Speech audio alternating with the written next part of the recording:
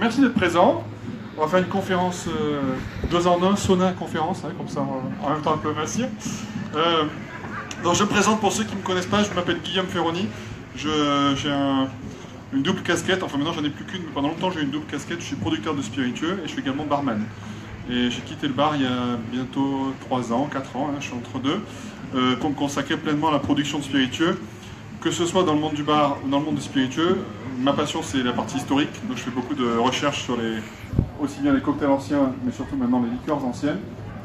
Et les produits anciens, dans le monde du bar c'est relativement à la mode, hein, mais notamment les produits et les liqueurs un peu désuètes comme Beers, du Bonnet, des choses comme ça, l'absinthe qui revient beaucoup. Moi j'étais également intéressé par cette partie-là, donc de produits anciens qui sont les premiers produits du bar, mais je vais surtout creuser un peu plus loin. Là c'est un peu le seul à creuser dans cette direction. J'ai conduit une recherche essentiellement sur les produits d'avant le bar, avant que le terme bar arrive, avant que même les marques arrivent, avant que les cocktails arrivent, parce que ce qui a sauvé ces produits anciens souvent c'est les cocktails. Et donc j'ai concentré mon travail plutôt sur une période qui se rapporte essentiellement au XVIIIe siècle et voire le XVIIe. Et donc je vais montrer de quoi je vais parler, donc de ces spiritueux oubliés.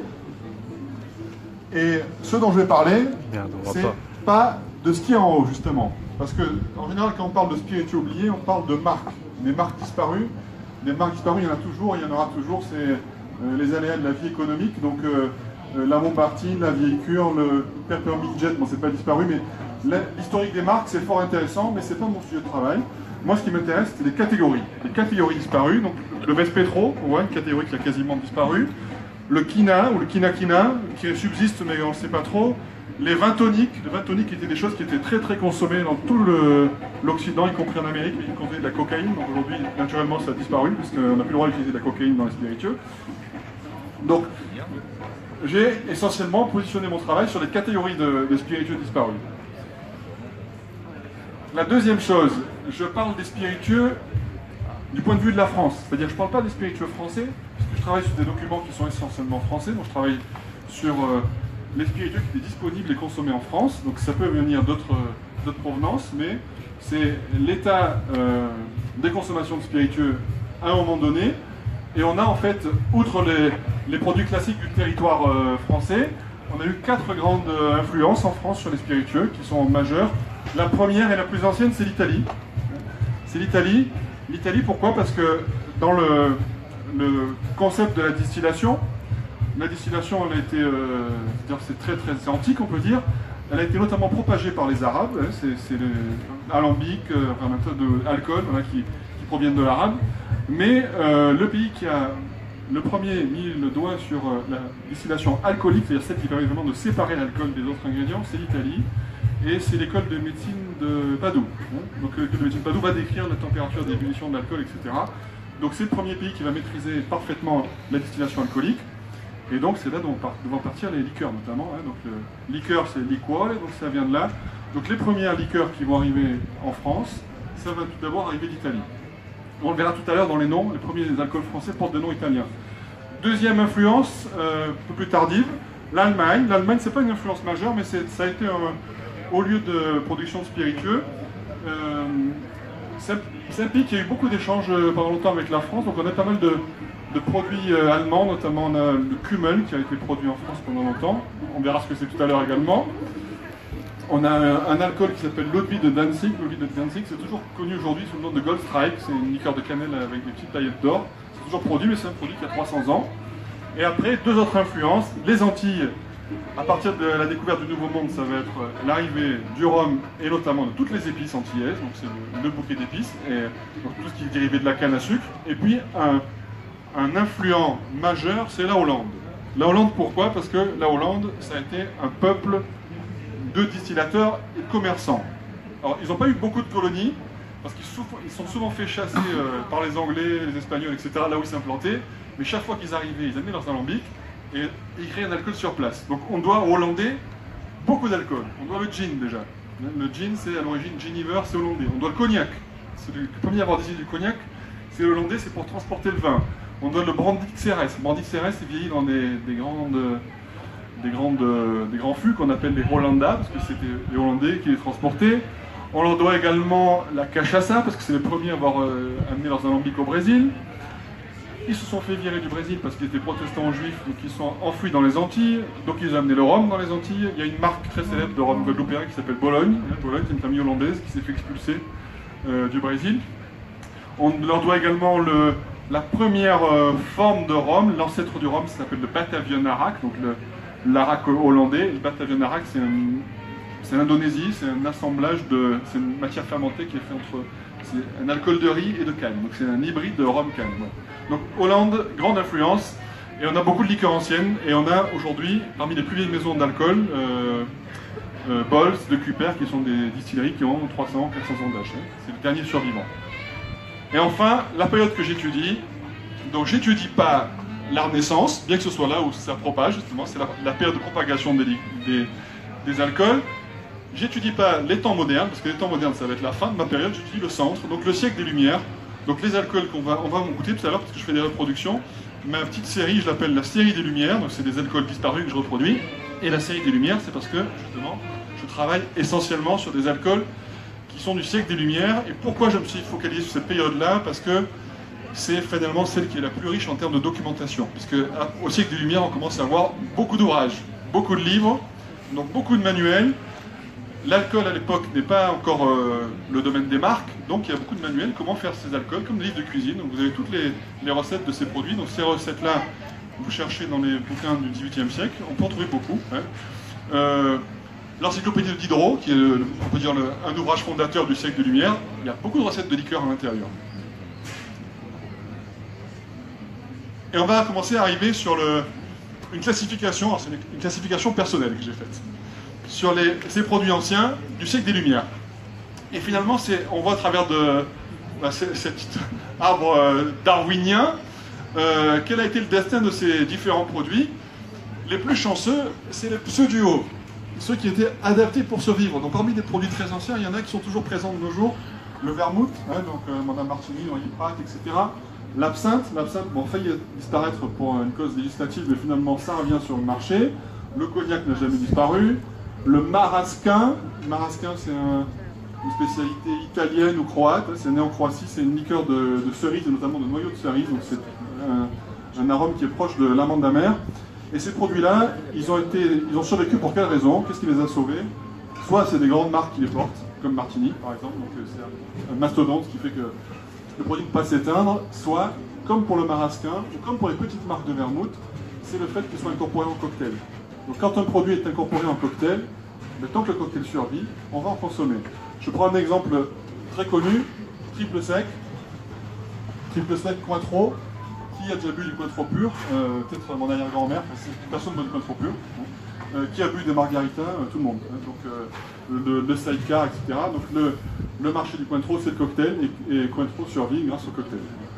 Deuxième catégorie, au bord de l'extinction. Donc au bord de l'extinction, ça veut dire c'est des produits qui ne sont pas morts, mais il reste un petit producteur qui les tient en bout de bras, donc il suffit qu'ils disparaissent pour que ce produit-là meure. Parfait Amour, c'est un produit que Bols produit encore, c'est une vieille liqueur. L'élixir du Suédois, c'est moi qui le porte maintenant, mais on est plusieurs à le porter. La fine Faugère, c'est très intéressant. La fine Faugère, c'est une AOC, c'est une IGP, c'est un brandy, donc c'est un concurrent du cognac ou de l'armagnac. Français, c'était historiquement la deuxième eau de vie de France, donc c'était très gros volume. Et la fine Faugère, dans l'IGP, il faut faire vieillir 5 ans, donc c'est 2 ans plus que le cognac. Et puis c'est des vins qui aujourd'hui coûtent très cher. Donc faire de la fine Faugère, il faut être un peu masochiste. Ça coûte très cher à faire, on n'arrive pas à le vendre. Et donc l'IGP a failli être supprimé il y a quelques années, puis il y a un producteur qui dit moi j'en fais encore. Donc c'est une IGP qui est tenue par une seule personne. Catégorie suivante, les derniers de lignée. Donc c'est une famille un peu voisine. Dernier de lignée, c'est des produits éteints, sauf un. Il en reste un chaque fois, mais il est tellement célèbre qu'il a caché le nom de la catégorie. Je vais montrer un exemple connu, pas français d'ailleurs, l'Amer hollandais. Est-ce que vous connaissez ce produit-là qui s'appelle l'Amer hollandais? Beaucoup de gens en ont bu quand même. L'Amer hollandais, en italien, Bitter Use Hollanda, c'est le premier nom de Campari. Donc c'était une catégorie. Les Amers hollandais, c'était des bitters rouges à base de racines de rhubarbe, d'orange amer, etc. Donc ces bitters rouges, le nombre amérolandais disparaît, quand Paris reste. Voilà. Eau-de-vie d'Andaille, même chose. Eau-de-vie d'Andaille, Andaille faisait énormément de liqueurs, c'était des liqueurs anisées et herbacées. Personne ne connaît l'eau-de-vie d'Andaille, tout le monde connaît encore Izara, hein, qui est une liqueur basque.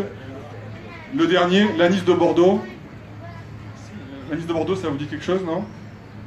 Bordeaux, grand producteur d'anis. L'anis de Bordeaux, c'est Marie Brizard, aujourd'hui.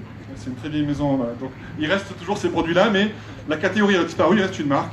Et enfin, le dernier, les espèces éteintes. Donc ça, c'est... Qu'est-ce que c'est cette télécommande? Les espèces éteintes, c'est ce dont je vais surtout travailler. Parce que cela, c'est intéressant d'avoir l'histoire. Les espèces éteintes, c'est essentiellement les produits dont on n'a plus entendu parler, donc ceux dont le nom vous a dit que rien du tout. Magnifique dinosaure.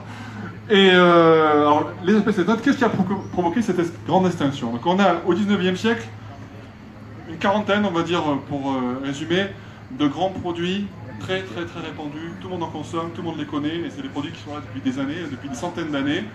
Et puis en l'espace de 50 ans, tout ça va disparaître. Tout ça va disparaître, et les responsables, ils sont là. Ils sont là, c'est les 3 petits dessins, c'est pas météorite.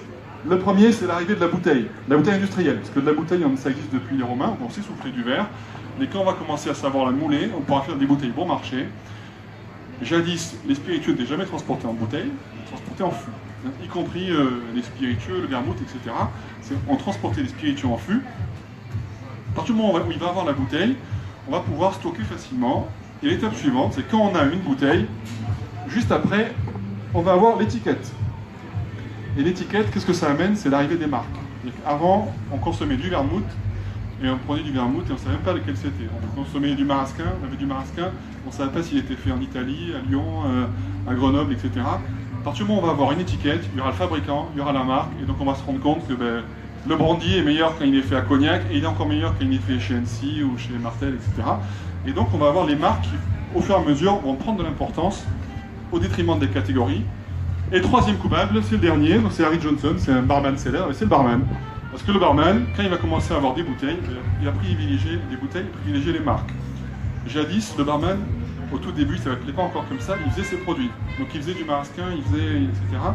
Quand il commence à avoir des bouteilles, il va économiser un alambic, il va économiser des cubes, et il va avoir directement des bouteilles sur l'arrière-bar. Donc c'est le troisième coupable, et c'est lui qui va, quelque part, achever l'extinction de toutes ces catégories disparues. On va maintenant arriver au créateur. Donc, qui a créé ces alcools? On a 4 grandes familles de créateurs de spiritueux qui sont là, 2 qui sont très proches.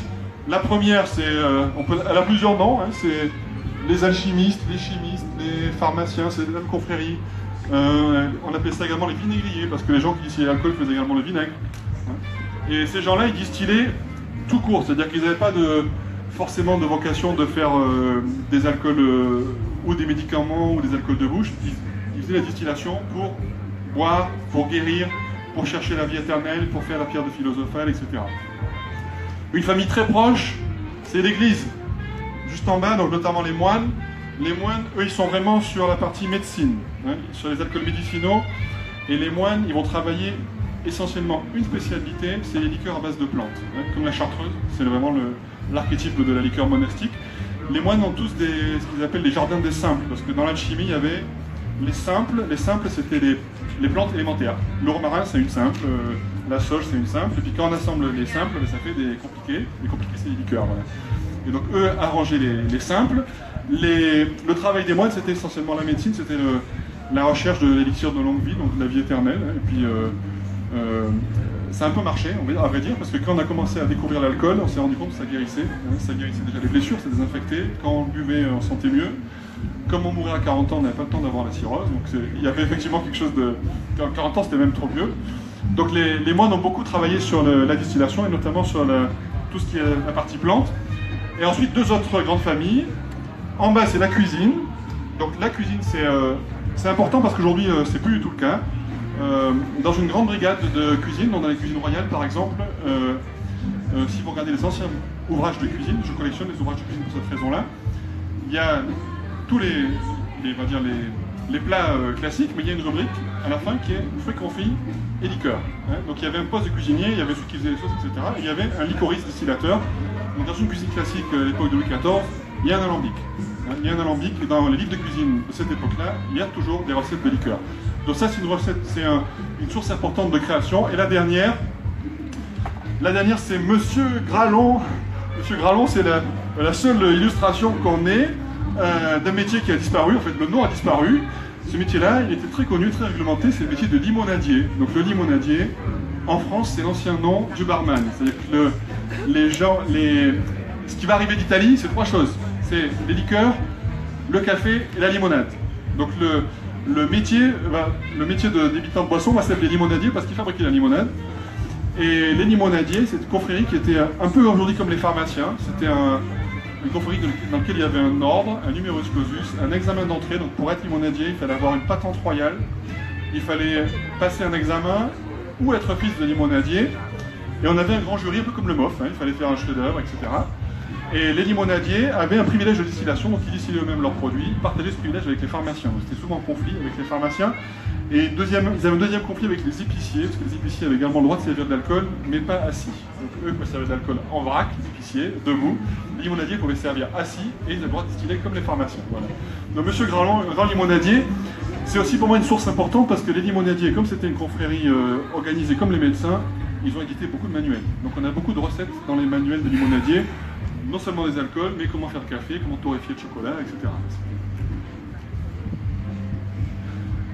Et les 2 grandes familles, donc tous ces 4 métiers, ils vont faire des alcools de 2 familles. La première, ça va être très rapide, les alcools dont le but est de soigner, et la deuxième, les liqueurs de bouche. Donc l'alcool, il y a toujours eu deux grandes familles, guérir ou soigner, et puis avoir du plaisir. Alors la frontière est toujours tenue, même aujourd'hui. Alors aujourd'hui, on n'a plus le droit d'évoquer des caractéristiques on va dire, médicales des alcools, mais il y en a souvent, hein, puisque l'alcool est un très bon conservateur, donc les principes actifs qu'il y a dans les plantes se conservent mieux dans l'alcool que dans un sirop. C'est pour ça que souvent les sirops sont alcoolisés d'ailleurs, les sirops qui soignent. Donc quand on fait infuser une plante dans l'alcool, on retient tous les principes actifs et en général ils sont conservés. Et on va commencer par un petit inventaire. Là je fais un inventaire à l'après-vert. Donc ça va être un petit peu long. Je vais faire un double inventaire. La première, les alcools à dominance médicinale, toujours dans la partie disparue. Après, on va faire ceux de bouche, et après, on pourra en faire goûter pour la récompense. Donc, je vais juste vous montrer les différentes catégories. La première, tout en haut, j'en parle pas. Ce qu'on appelle les panacées, notamment les 2 premiers, Orvétian et Thériac. Orvétian et Thériac, c'est des alcools qui n'ont jamais franchi la frontière de devenir des alcools de dégustation. Ça a toujours été des médicaments. Hein. Et effectivement, la Thériac, moi j'en ai vu, c'est imbuvable. C'est imbuvable. Ça cause historiquement de... Bon, la recette était très ancienne, c'est même antique, il y avait des morceaux de vipère, il y avait un tas de choses dedans. C'est les panacées, et dans les mêmes panacées, tout ce qui est élixir, de raspail, de glarus, de longue vie, tout ce qui est chartreuse, trapicée, tout ce que faisaient les moines. Donc, les élixirs, ce qui est aussi intéressant, c'est la racine numéro, elixir, c'est encore de l'arabe. Elixir en arabe, c'est la pierre. Alors pourquoi un liquide en nom de pierre? Parce que on cherchait jadis la pierre de philosophane. En alchimie, on cherchait à faire de la pierre. Et il y avait 3 pierres, la pierre minérale, la pierre animale et la pierre végétale. Les moines travaillaient la pierre végétale. Si vous voyez le premier produit qu'on sortit, les chartreux, qui est la petite liqueur dans une boîte en bois, ça s'appelle l'élixir végétal. Donc ça, c'est vraiment un produit de recherche de l'alchimie. C'est vraiment la vie éternelle. La pierre minérale, c'est la pierre de philosophane. Et donc on a la recherche alchimique qui a donné nom à tous ces élixirs. Et après, d'autres un peu moins connus, l'eau verte de Marseille que je suis en train de faire, le suédois pour en boire, vous verrez, c'est un produit qui est très intéressant. L'eau de la reine de Hongrie, l'eau de la reine de Hongrie, c'est un élixir à base de romarin, c'est intéressant parce qu'il pouvait se boire et ça avait aussi à parfumer, vous pouvez faire l'un et l'autre. Deuxième famille qui guérit, alors, mais là c'est des guérisons, on va dire, focalisées sur une maladie ou sur un métier, les digestifs, donc tout ce qui fait digérer après le repas. Le Vespetro, sans pour boire, j'en ai fait. Le Vespetro, c'est une vocation digestive. Tous les anisés, grosso modo, sont digestifs. Le cigrette, c'est très proche du Vespetro. Le cumel ou cumin, il y a aujourd'hui un producteur qui en fait. Le cumel, c'est une spécialité allemande. Et j'ai mis attention pour une raison, c'est parce que en allemand, cumel, ça veut dire 2 choses. Ça veut dire cumin et ça veut dire carvi. Et donc le cumel est une liqueur à l'origine de carvi. il y a quelques producteurs qui en ont refait, mais qui ont mis du cumin. Donc au lieu d'avoir un goût anisé, c'est un goût de merguez. C'est grosso modo ça. Mais bon, c'est un produit très répandu. Le cumin, ça a été aussi très répandu en France également. Hein, et c'est un produit qui s'est arrêté dans les années 1920, donc il a failli venir à nous aujourd'hui. La fenouillette, c'est une spécialité de l'île de Ré, c'est un des très nombreux ancêtres du pastis. L'huile de Vénus, encore un digestif. Ensuite, une autre famille également connue, beaucoup en Italie, les bitters. Donc, bitters du hollandais, j'en ai parlé, c'est le fameux Campari. Les bitters stomaco, c'est les petites bouteilles concentrées aromatiques. Aujourd'hui, il y en a un qui est très connu encore, c'est Angostura. Angostura, les premières bouteilles s'appelaient Stomach Bitter, ce n'était pas du tout des choses pour les cocktails, c'était vraiment pour digérer. Même chose pour le pécho, c'est le Dones pécho qui sert à faire le cocktail Sazerac. Les quina, dans les quina, on le verra après, mais notamment il y a une principe amère qui sert à digérer. Et enfin, une dernière grande famille, tout ce qui était tonique et fébrifuge, donc essentiellement des produits à base de vin. Encore une fois les quina, parce que dans les toniques, les quina, il y a de l'amertume, mais il y a aussi de la quinine. La quinine c'est amer et ça soigne de la fièvre. Donc en France on avait beaucoup de quina, alors je vous dis quelques-uns, le bière c'est un quina, du bonnet c'est un quina, picon c'est un quina,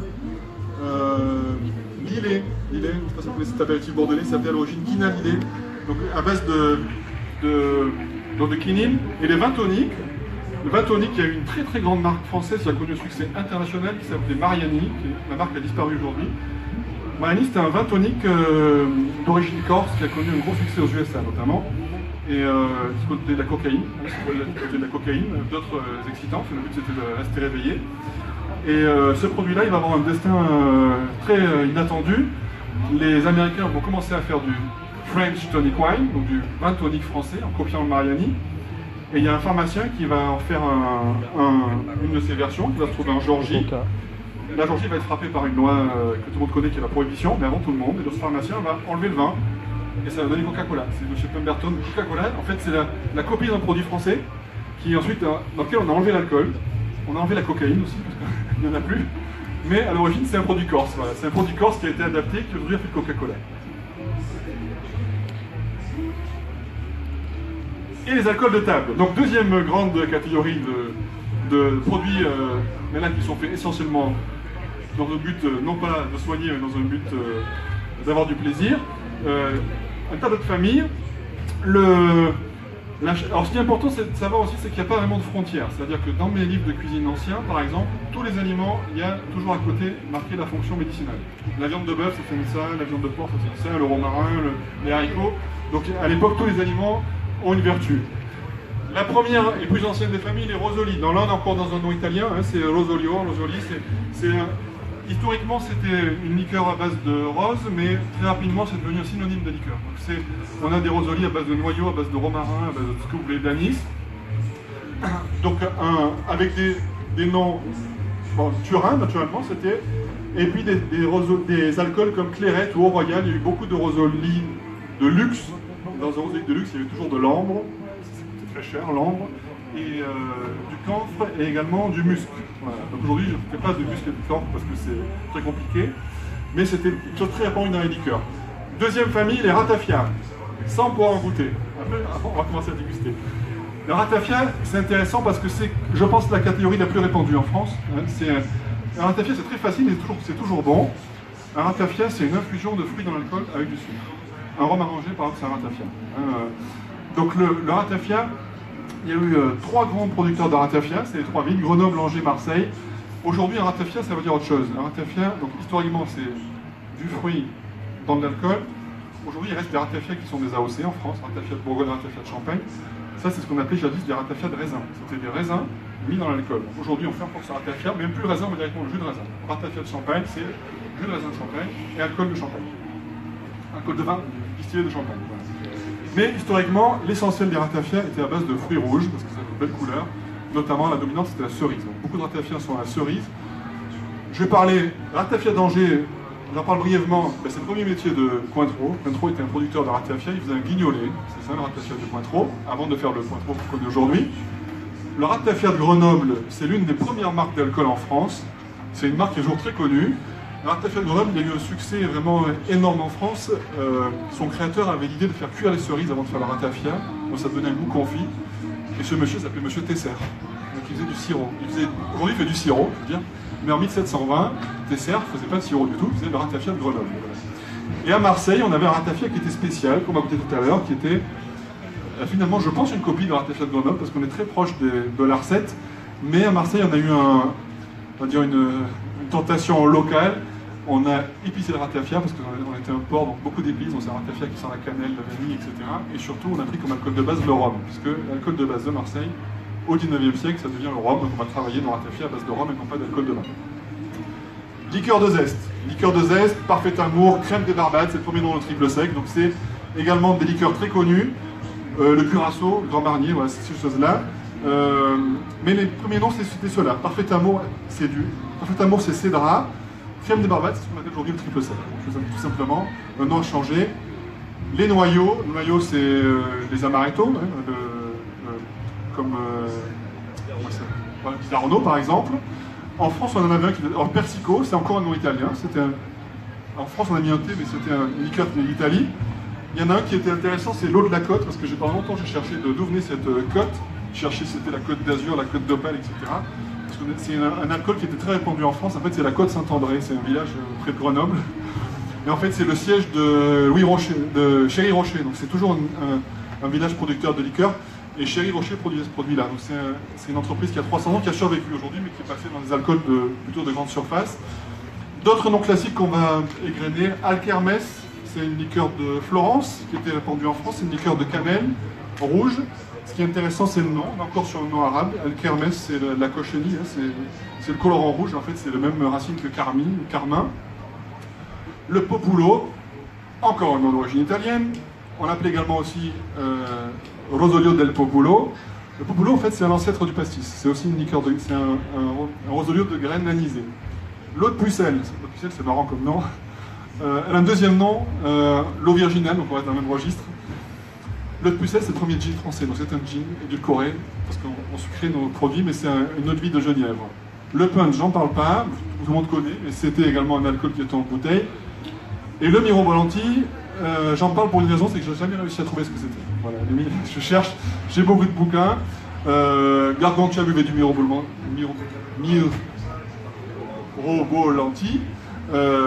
mais dans toutes les livres où je trouve cette chose-là, c'est un alcool de Mirabelle, ça ressemble, sauf qu'il s'est fait dans les Antilles. Alors, il n'y a pas de Mirabelle aux Antilles, je ne sais pas si c'est de la Trupsiter ou quelque chose comme ça. En tout cas, c'est un ingrédient antillais, et c'est un ingrédient sur lequel je bute. Et sur le dernier alcool de bouche, il y en a d'autres, donc c'est une sélection, mais lui, ce qui est très intéressant, c'est l'évolution de ce produit-là. C'est un produit qui est très connu. À l'époque, qui a plusieurs noms, Scubac, Escuba ou Skebok.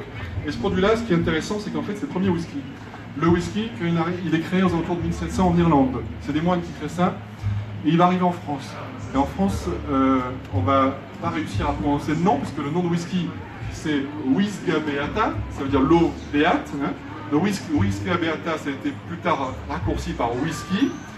Quand ça arrive en France sous ce nom Whiskea Beata, les Français vont l'appeler Whiskeback, et à la fin, ça va dire Scuba ou Escubac.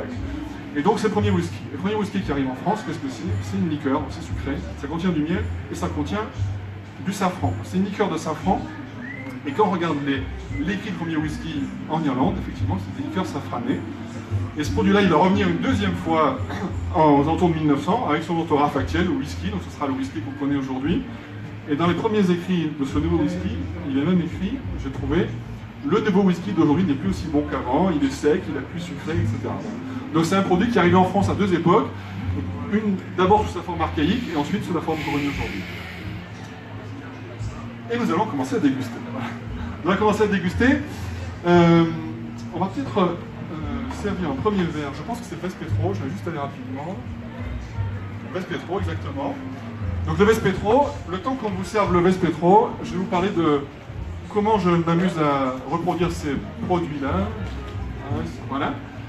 Donc c'est des produits que j'ai hérédités. J'ai hérédité. Quand je travaille un produit, d'abord je fais une agglomération de toutes les recettes que je trouve. J'essaie d'être proche de la recette originale. Donc du Vespetro, j'en ai peut-être une quinzaine de recettes. Donc je prends chaque fois le tronc commun de toutes les recettes. Et parfois j'élimine un ingrédient parce qu'il a disparu tout simplement, ou parce qu'il est trop cher. Dans le Vespetro notamment, il y a certaines recettes dans lesquelles il y a un ingrédient qui s'appelle le chervi. Le chervi, c'est un produit qui ressemble un peu au navet. Donc on travaille la graine de chervi. Donc le chervi existe toujours. Ça se vend chez des grainiers et ça vaut 10 € le gramme à peu près. Donc ils en font le kilo, ça fait des 1000 €. Donc j'ai abandonné parce que sinon vous avez une bouteille à 1000 €, grosso modo. Donc néanmoins, le Vespetro, c'est une liqueur de graines qui se fait comme le gin. Donc on l'appelle aussi souvent le 6 graines. Donc vous avez de la graine d'anis, de fenouil, de coriandre, d'angélique, de carotte. Il en manque une. Je sais plus. Il y en a une 6e. Et donc je travaille avec un très vieil alambic, un alambic de 1800. Donc je dis du vieux matériel. Bah, ces produits-là, voilà, ces alambics qui sont là. Donc mes ouvrages, j'ai quelques manuscrits, donc je travaille avec manuscrits, je fais ma recette, je fais macérer, je distille, donc en l'occurrence ça c'est un produit qui est distillé, donc comme le gin, et après j'édulcore, donc je rajoute du sucre. Le seul écart que je fais par rapport à la recette historique, justement, c'est le sucre. Parce que historiquement, le sucre c'est un luxe, donc quand on voulait montrer qu'on était riche, on mettait beaucoup de sucre. Et donc ces produits-là, l'essentiel des liqueurs était sucré à 400 grammes par litre. 400 grammes par litre, c'est énorme. Une liqueur, c'est plutôt 100 grammes par litre, donc 400 grammes, c'est quasiment une crème. Donc là, c'est sucré à 120 grammes, vous verrez que c'est quand même très sucré. Donc j'ai juste baissé le niveau de sucre. Donc là, vous avez un produit qui est un petit peu anisé, qui peut se boire comme pastis, donc ça peut se boire à l'eau, c'est très frais. Et on a tout un bouquet de graines, on a coriandre, on a l'angélique, voilà, toutes ces notes-là. C'est un digestif historiquement. Aromatiquement, c'est très proche d'un produit qui existe toujours qui s'appelle l'aquavit. L'aquavit, c'est une spécialité scandinave, mais qui est non sucrée. C'est une vodka aromatisée, donc là on a quasiment une aquavit sucrée. Et dans la partie réédition, ce qui est intéressant, c'est que c'est un travail d'enquête, c'est-à-dire je travaille des livres anciens, donc les unités ont toutes changé. Donc, par exemple, au Vespetro, je dois mettre un septier de telle graine, une livre de telle graine. Alors la livre de Paris n'est pas la même que celle de Lyon et de Marseille, mais il faut savoir où est écrit le livre. Parfois j'ai des unités qui sont même incompréhensibles. Mettez un œuf de sucre. Alors, qu'est-ce que c'est un œuf de sucre? Est-ce que c'est la taille d'un œuf? Est-ce que c'est une coquille d'œuf? Est-ce que c'est une unité de l'époque? Ça je n'ai pas trouvé. Je trouve également des méthodes qui sont particulières pour les ratafias par exemple. Les ratafias, le but c'est de faire infuser les fruits. Les fruits infusent bien mieux à la chaleur, donc quand on fait du rhum arrangé, on met souvent les bouteilles au soleil. Donc dans les ouvrages anciens, par exemple, il est indiqué, pour le ratafia, vous mettez vos bouteilles au soleil l'été, ou à l'hiver, vous mettez dans le fumier. Voilà, parce qu'on avait tous du fumier.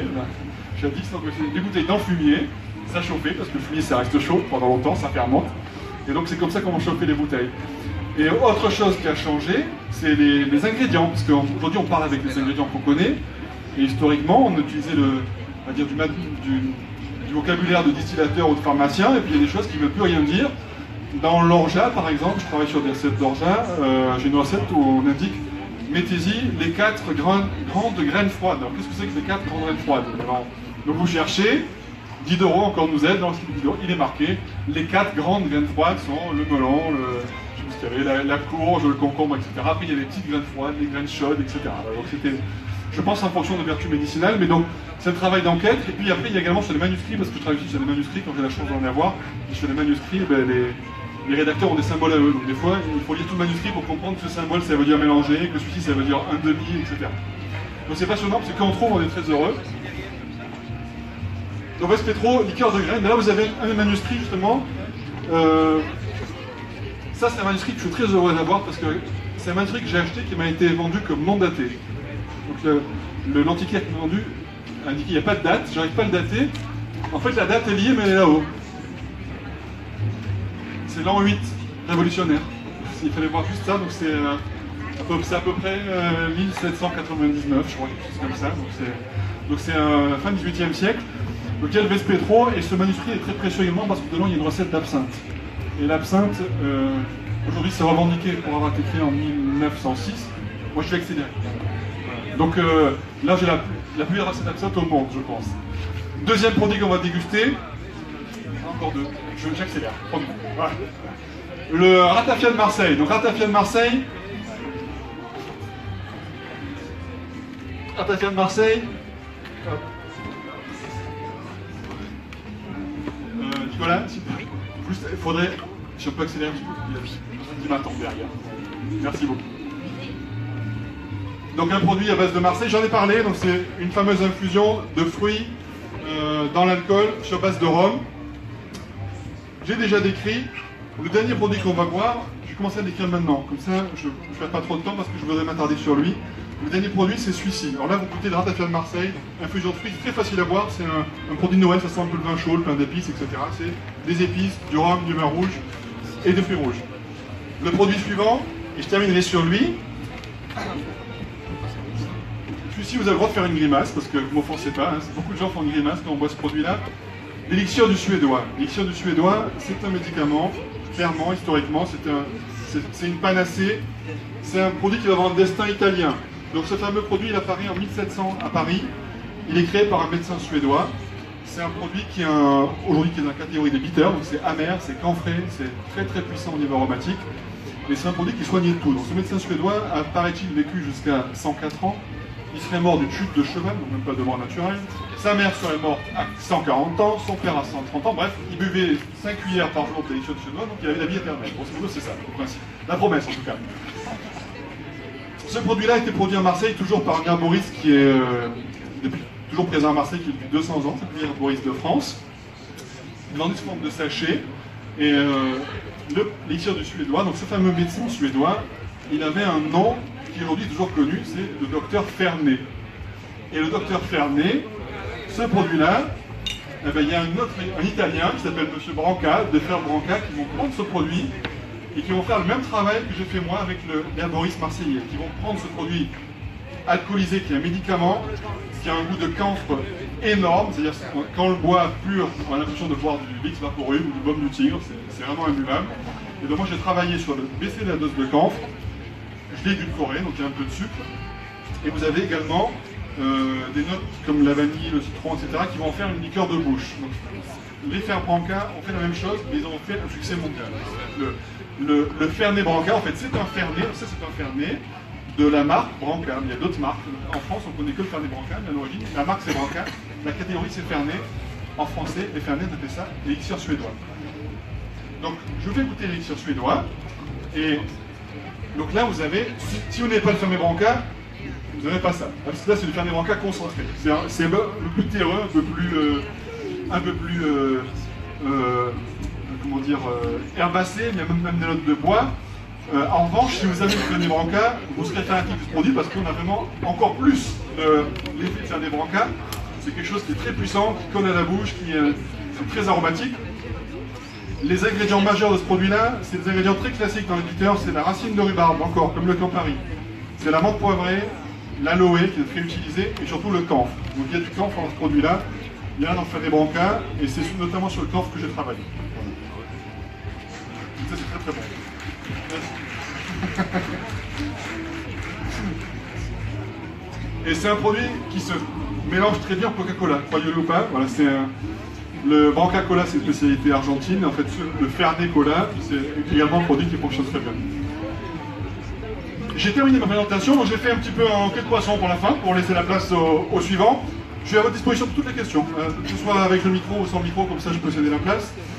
Ces produits-là, je les réédite, et c'est une série qui est sans fin, puisque j'en ai... L'Escoubac va bientôt arriver.